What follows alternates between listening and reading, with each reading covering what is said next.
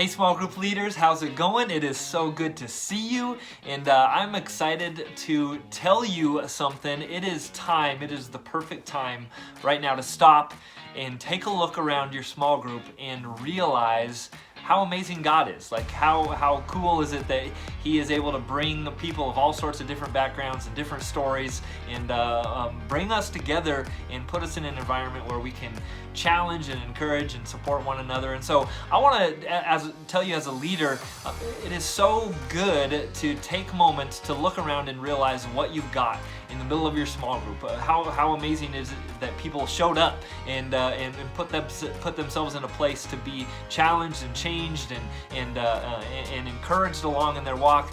But there's another reason I wanted to make this video. Specifically, I think you have a great opportunity not just to look around and see who's in your small group, but look around and see who God has called you to specifically.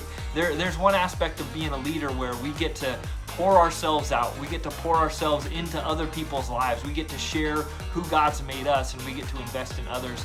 But another portion of being a leader is beginning to recognize what God's doing in other people's lives, to see the grace and the gifting and the potential and the work of God in others' lives. And that's one of the greatest privileges we have as small group leaders, is looking around a room of people and realizing, wow, God is doing something in their life. God is revealing things, God is establishing things, God's equipping people. And so I just want to challenge you, this is a great time in the small group season, in the small group semester, to take a look around your group and realize what God's put in your environment. And one of the ways that I think we can begin to value that and recognize that is to put people in positions of ownership. And so I want to just encourage you as a small group leader, don't do your small group alone. And what I mean by that is don't let everything hinge on you leading the discussion, you establishing the prayer time, you organizing the snack list.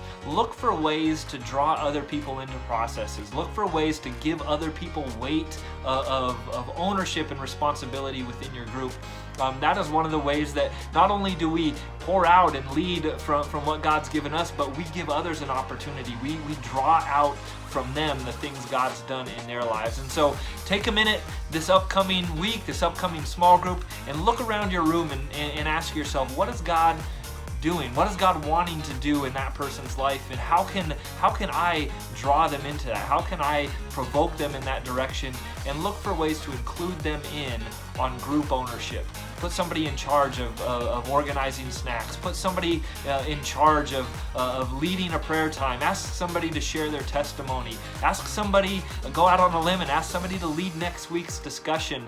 And you'll be amazed that God is not just working in you and working through you, but He's actually also calling things out of other people in your group. Guys, we have an incredible privilege of provoking people in their walk with God and being a part of God using us to see those things happen. So step out in faith and draw something out of somebody this week.